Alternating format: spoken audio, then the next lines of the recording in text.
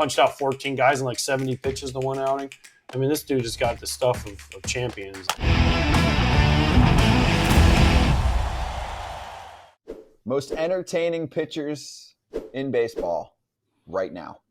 So each of you were given homework, 3 pitchers that are fun to watch. I'm sure there'll be haters, but this might be like a little bit of a lighter topic that won't piss as many people off. So let's try it out. Each of you have a top 3 that you most enjoy watching pitch right now. Trevor, who do you like to watch on the mound? Easy, low-hanging fruit. Mason Miller is Homer. So fun. So fun. The guy is just, no one even near him. It is awesome. I'm glad that, too, he has seemed to have changed his celebration when he gets a save. So the first couple, he did that huge fist pump, like a dangerous fist pump. I'm like, dude, you throw 103, you're going to throw your arm off if you do that too many times. So he's way more muted now, thank God. But that 103 with that slider is like, I don't know. I don't see how you can hit him unless he is not feeling great. That's the only way. If he's on, you're done. It's over. So love watching that kid throw. It's incredible. All right, he's on my list too, so I can't really make fun of him. Might as well. You guys can both cover him right now first while we're on. Listen, I love watching. We had him on the other day. Hear his story about the diabetes and all that stuff, and then just talking to the kid, it was incredible, especially after he was trying to be a starter. He couldn't stay healthy. They're like, hey, this dude throws 105. Let's stick him in the bullpen. He's just mowing through dudes. It is so fun to watch. And when he comes in, what's the best part is when he comes into a game, there's the big fist pump. But when he comes into a game, right, the other team's announcers are what's fun to listen to. Like, they are like, oh, my gosh, you got to see this guy pitch. And they just pump this dude up. That's how you know a guy's exciting to watch.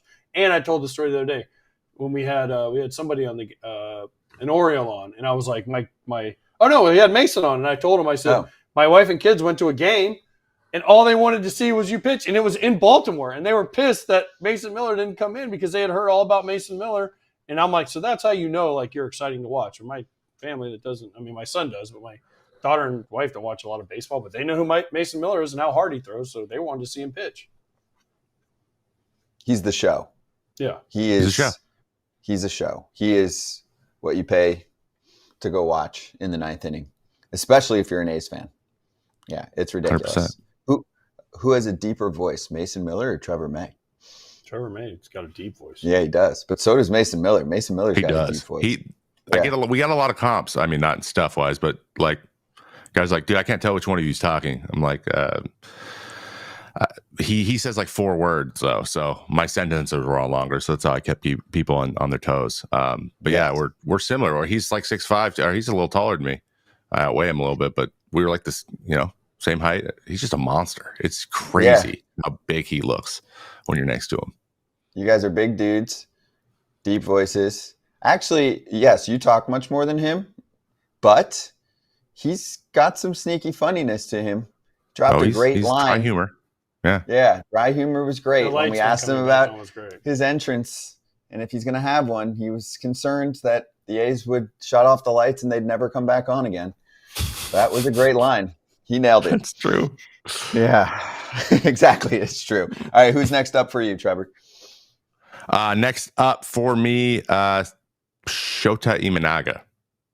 And I love watching Shota pitch. First of all, there is no one having more fun on the mound than Shota Imanaga, his antics and stuff. We knew from the minute when he came over and signed and like did his press conference and just did it in English, I was like, this guy's a character, and I think we're going to love him. And he has delivered in, I think, every way, even more than people would have thought.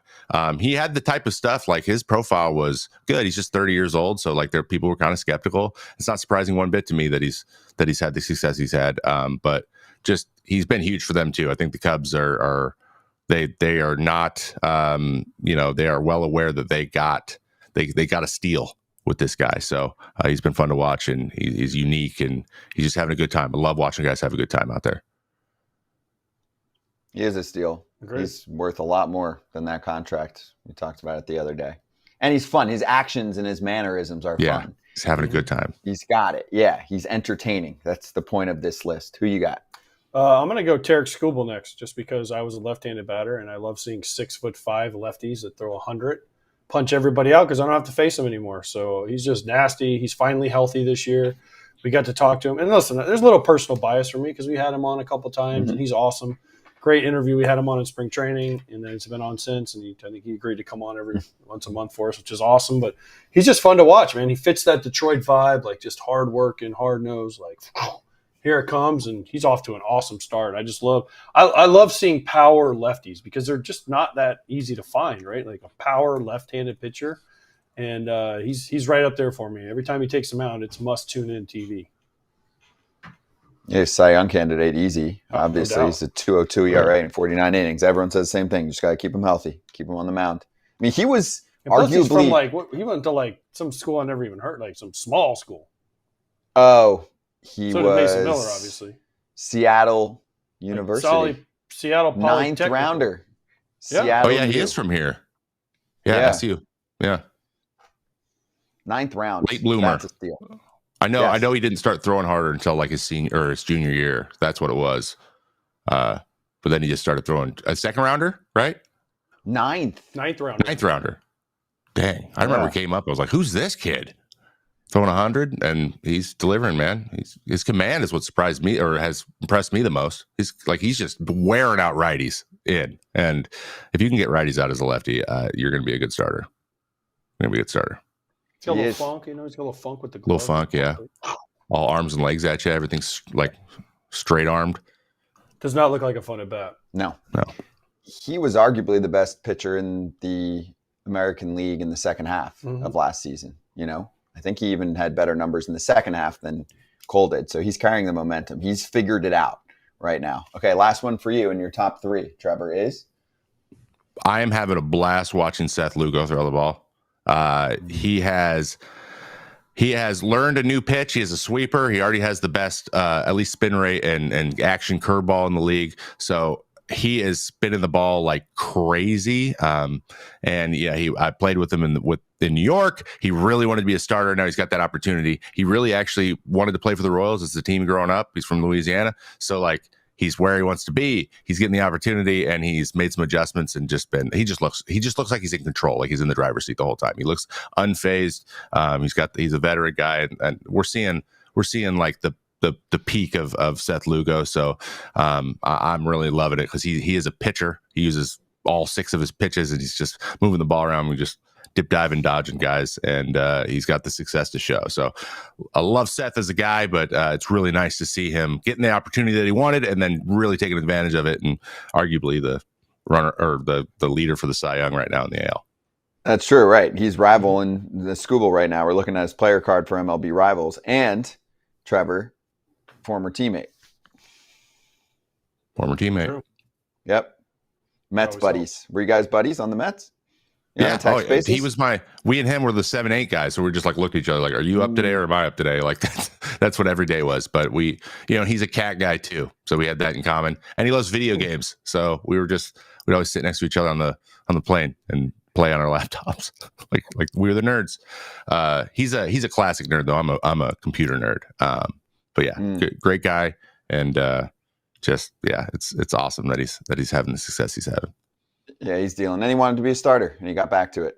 And he should be a starter. Yep. All right, who's your third? My third is a guy pitching today for the Los Angeles Dodgers. It's class now. I just love watching this dude when he's healthy. Plus, I'm kind of biased because guys we've had on the show that are awesome interviews. Plus, he was great in Oppenheimer. Loved him in Peaky Blinders. So, he's got bonus points for the things he does off the field. Plus, the story about how he met his girlfriend is incredible. If you haven't seen it, he asked the camera guy he saw a girl in the stands, and he said, "Hey, camera guy," and he zoomed in on her, and then he sent her a ball with his phone number, and now now it's his girlfriend. Kind of an awesome story. But listen, this dude, fastball, curveball mix, and if he stays healthy, I mean, he's incredible. He's one of the best pitchers in the league. I know everyone's like, oh, he's going to break down, but I hope he doesn't, because every time he's on the mound, there's a chance you could see a no-hitter. You could see he punched out 14 guys in like 70 pitches the one outing. I mean, this dude has got the stuff of champions, and it's good to see him healthy, and I love watching him pitch. Yeah, love that. It's all coming together for him. Great signing by the Dodgers to keep him there, too. So, if anyone can keep guys healthy, I always feel like the Dodgers figure out a way to keep guys healthy. Somehow. Yeah, I mean, they lose their fair share. They do, but they always, I don't know, they find ways. Guys that have had injury histories, I don't know what they do, but they figure it out and they keep them healthy enough to where like, oh, it's postseason, they're ready to go, right?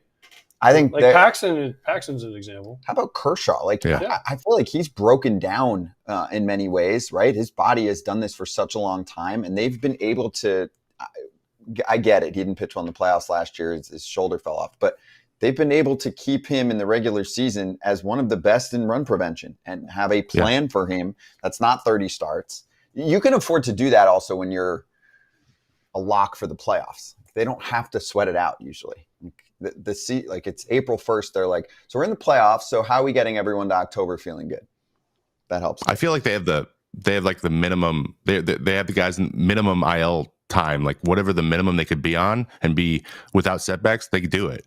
I very rarely hear about a guy having a setback with the Dodgers. Like they're just on top. It feels very like methodical and like a clean process. Like, oh, you need Tommy John, we're gonna get it done. Let's just do it. No, see if we can rehab or whatever. They just make their decision and they go. And it seems like there's a lot of clarity there. That I don't know what it is, but you very rarely hear a guy like, oh, he has to get shut down and stop throwing again off Tommy John or whatever. They're always, generally on the timeline the whole time, which that's a big deal.